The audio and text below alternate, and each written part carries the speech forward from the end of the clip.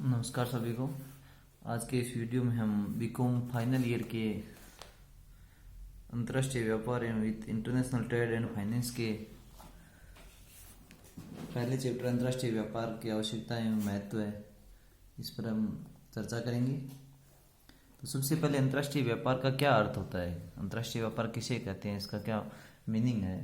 तो अंतर्राष्ट्रीय व्यापार दो या दो से अधिक देशों या राष्ट्रों के बीच वस्तुओं व सेवाओं का क्रय विक्रय या आदान प्रदान की क्रिया है, वो क्या कहलाती है, अंतर्राष्ट्रीय व्यापार कहलाती है।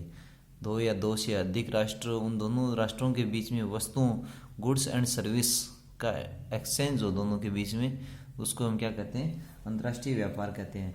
अंतर्राष्ट्रीय व्यापार दो या दो से अधिक देशों के बीच के व्यापार के संबंध को व्यक्त करता है। मतलब अंतर्राष्ट्रीय व्यापार है दो या दो से अधिक जो देश होते हैं, उन दोनों देशों के बीच के जो संबंध होते हैं उनको व्यक्त करता है। जब वस्तुओं या सेवाओं का क्रय विक्रय एक ही देश की सीमाओं के भीतर होता है, मतलब जब वस्तुओं या सेवाओं का परचेजिंग और सेलिंग एक ही देश की सीमाओं के बीच में होता है, तो वो क्या कहलाता है, आंतरिक व्यापार कहलाता है, इंटरनल ट्रेड कहलाता है। और जबकि वस्तुओं या सेवाओं का क्रय विक्रय विनिमय दो या दो से अधिक राष्ट्रों के बीच में हो जाता है, वो क्या कहलाता है, अंतर्राष्ट्रीय व्यापार कहलाता है, इंटरनेशनल ट्रेड कहलाता है। इसकी मतलब अगर किसी राइटर की परिभाषा देखें तो C.F. स्टेनलेक के मतानुसार अंतर्राष्ट्रीय व्यापार राष्ट्रीय सीमाओं के पार वस्तुओं या सेवाओं का क्या होता है, विनिमय होता है। तो इन सारी परिभाषाओं और इनका सारों के संक्षेप में ये कह सकते हैं कि दो या दो से अधिक राष्ट्रों के व्यापारियों के बीच में वस्तुओं या सेवाओं के क्रय विक्रय को ही अंतर्राष्ट्रीय व्यापार कहते हैं। अंतर्राष्ट्रीय व्यापार कितने प्रकार के होते हैं, उसके मतलब टाइप्स ऑफ इंटरनेशनल ट्रेड्स क्या है। अंतर्राष्ट्रीय व्यापार का वर्गीकरण व्यापार की प्रकृति के अनुसार तीन भागों में व्यक्त कर सकते हैं। अंतर्राष्ट्रीय व्यापार को व्यापार की प्रकृति के अनुसार किस में बांट सकते हैं, तीन भागों में बांट सकते हैं, निर्यात व्यापार, आयात व्यापार और पुनः निर्यात व्यापार। एक्सपोर्ट ट्रेड, इंपोर्ट ट्रेड और री एक्सपोर्ट ट्रेड। तो एक संक्षिप्त में ये बता देते हैं आपको कि निर्यात व्यापार क्या होता है।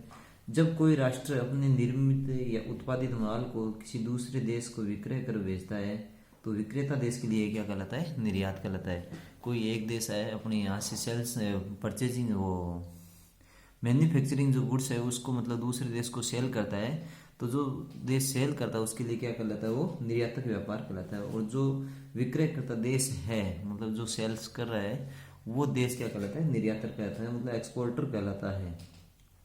दूसरा जैसे आयात व्यापार, आयात व्यापार मतलब इम्पोर्ट ट्रेड। इम्पोर्ट मतलब जब कोई देश अन्य देशों से माल क्रय करता है या मंगवाता है, तो क्रेता देश के लिए मंगवाया गया माल क्या कहलाता है, आयात व्यापार कहलाता है।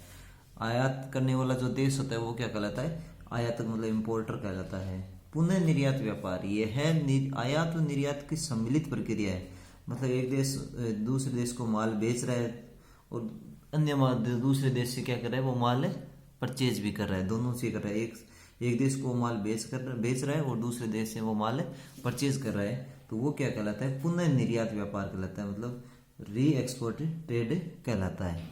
अब इसकी मतलब अंतर्राष्ट्रीय व्यापार के क्या क्या विशिष्ट लक्षण हैं, अंतर्राष्ट्रीय व्यापार के क्या क्या लक्षण हैं, इस पे थोड़ी सी हम चर्चा करेंगे कि अंतर्राष्ट्रीय व्यापार के क्या क्या इसमें मेन इंपॉर्टेंट लक्षण, या बाद में अंतर्राष्ट्रीय व्यापार और अंतर क्षेत्रीय व्यापार में क्या क्या भेद होते हैं। इसमें सबसे पहले है साधनों की गतिशीलता का अभाव। अंतर्राष्ट्रीय व्यापार में साधनों की गतिशीलता का क्या होता है, अभाव होता है। साधन आसानी से एक स्थान दूसरे स्थान पर क्या कर सकते हैं, आ जा सकते हैं। जैसे मान लो एक देश के अंतर्राज्यीय व्यापार हो या बाद में इंटरनल ट्रेड हो, उसमें क्या होता है कि साधन है वो एक दूसरे देश जगह से दूसरी जगह आ जा सकते हैं। किंतु अंतर्राष्ट्रीय व्यापार में अलग अलग राजनीतिक प्रतिबंधों या बाद में राजनीतिक प्रभुसत्ताओं या राष्ट्रीय नीतियों के कारण क्या होता है, उत्पादन के साधनों में गतिशीलता का अभाव रहता है। दूसरा हो गया इसमें मौद्रिक भिन्नताएं। आंतरिक व्यापार में समूचे राष्ट्र में क्या होता है कि एक ही प्रकार की मौद्रिक व्यवस्था होती है, क्यों आंतरिक व्यापार एक देश की सीमाओं के भीतर होता है, उसमें एक देश में मतलब मौद्रिक व्यवस्था है वो एक प्रकार की होता है। जबकि इंटरनेशनल ट्रेड में क्या होता है कि अलग अलग राष्ट्रों में होते हैं, तो वहाँ पे क्या अलग अलग मुद्राएं प्रचलित होती है। तो एक देश की मुद्रा दूसरे देश में क्या विधिग्राह्य मतलब स्वीकार नहीं की जाती है, तो इन दोनों में क्या होती है, मौद्रिक भिन्नताएं भी पाई जाती है।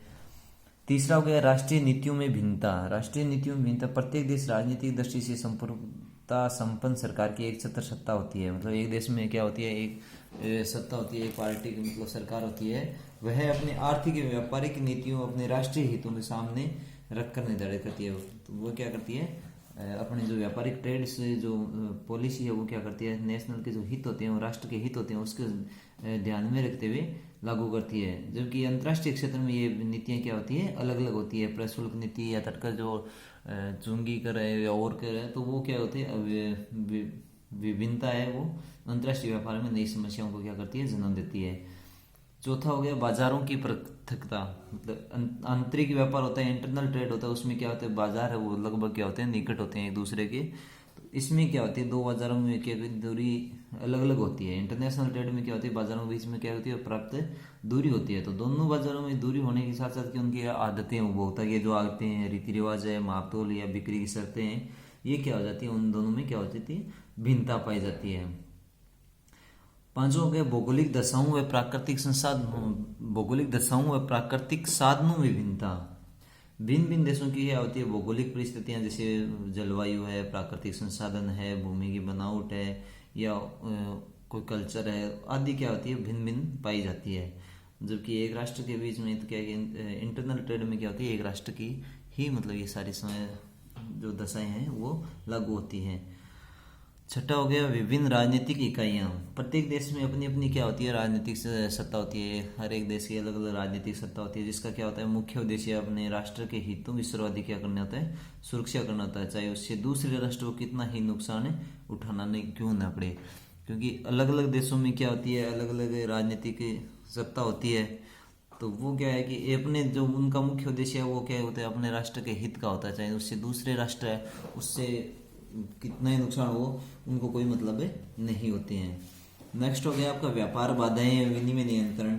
आंतरिक व्यापार में बाधाएं क्या होती है, कम होती हैं, क्योंकि उनको एक राष्ट्र में एक सरकार चलाती है, तो उनमें क्या है कि जो बाधाएं हैं वो कम होती हैं। जबकि अंतर्राष्ट्रीय व्यापार में क्या है कि अलग अलग जो राजनीतिक सत्ता होती है, विभिन्न आर्थिक नीतियां नियंत्रण के कारण क्या होती है, अनेक बाधाएं लागू हो जाती हैं। क्योंकि इंटरनेशनल ट्रेड में अलग अलग सरकारें होती है, तो वहाँ पे क्या होती है, ये अलग अलग चीज़ें लागू हो जाती है। नेक्स्ट हो गया आपका भिन्न भिन्न सामाजिक एवं व्यापारिक रीतियाँ। प्रत्येक देश में सामाजिक जीवन दूसरे देश के सामाजिक जीवन से, रीति रिवाज, धर्म, भाषा, परंपरा, इनसे क्या होता है, भिन्न होता है। तो उनके उपयोग, रुचि आदि दूसरे देशों से भिन्न होती है। इसके कारण क्या होता है, इंटरनेशनल ट्रेड में और इंटरनल ट्रेड में क्या होता है, डिफरेंस होता है। नेक्स्ट हो गया आपका राष्ट्रीय आर्थिक जीवन। जिस देश का आर्थिक जीवन जितना संपन्न और समृद्ध होगा, उसमें आंतरिक व्यापार के साथ साथ विदेशी व्यापार भी क्या होगा, बढ़ावा मिलेगा। जिन राष्ट्रों का आर्थिक जीवन पिछड़ा है, उनका अंतर्राष्ट्रीय व्यापार भी क्या होता है, सीमित होता है। मतलब जो देश, जिस देश के लोग थोड़े से अधिक समृद्ध होंगे, उनका क्या होगा, इंटरनेशनल ट्रेड ज़्यादा होगा। जिस देश के लोग थोड़े समृद्ध नहीं होंगे, कम समृद्ध होंगे, उनका क्या होगा, इंटरनेशनल ट्रेड है वो कम होगा। नेक्स्ट हो गया आपका प्रतिस्पर्धा स्तर में अंतर। आंतरिक व्यापार में प्रायतः क्या होता है कि विक्रेताओं के गठबंधन व अलग विक्रेता अधिकार में मूल्य, नेतृत्व आदि के कारण प्रतिस्पर्धा कम होती है। उनमें क्या होती है, अन्य इंटरनल ट्रेड में क्या होती है, वह मतलब कंपटीशन है वो क्या होता है, कम होता है। जबकि अंतर्राष्ट्रीय व्यापार में क्या होता है, विभिन्न विक्रेता देश होते हैं। इंटरनेशनल ट्रेड में अलग से अलग अलग देशों का मतलब जो विक्रेताएं होते हैं, तो विभिन्न विक्रेता देश होते हैं। उनमें क्या है कि आपसी गठबंधन की समस्या, संभावनाएं कम होती है, और उनमें क्या है कि प्रतिस्पर्धा ज़्यादा होती है। और नेक्स्ट हो गया आपकी विशिष्ट समस्याएं। अंतर्राष्ट्रीय व्यापार के अंतर्गत राजनीतिक जोखिमों के साथ भुगतान की विशिष्ट समस्या होती है, विदेशी विनिमय की समस्या होती है, अंतर्राष्ट्रीय तरलता की समस्या होती है, अंतर्राष्ट्रीय मौद्रिक सुधार की समस्या होती है, विनिमय नियंत्रणों को दूर करने की समस्या है। तो ये सारी समस्याएं क्या होती है, अंतर्राष्ट्रीय व्यापार में होती है, जबकि इंटरनल ट्रेड में ये सारी समस्याएं नहीं होती हैं। इससे नेक्स्ट अब अंतर्राष्ट्रीय व्यापार के आधार क्या होंगे, क्या इनकी समस्याएं हैं, ये हम नेक्स्ट वीडियो में करेंगे। Thank you.